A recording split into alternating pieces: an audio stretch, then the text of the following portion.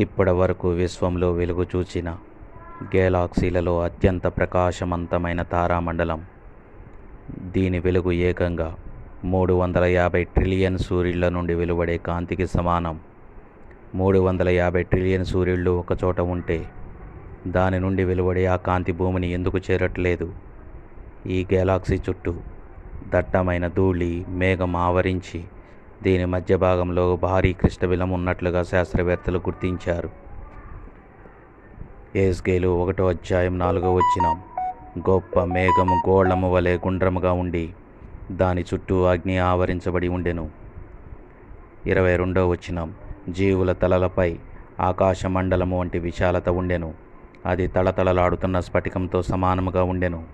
ఇజ్రాయేలు పెద్దలు దేవుణ్ణి చూచిరి. ఆయన పాదముల క్రింద నిగనిగలాడుచున్న నీలమయమైన వస్తువును ఆకాశ మండలము వంటి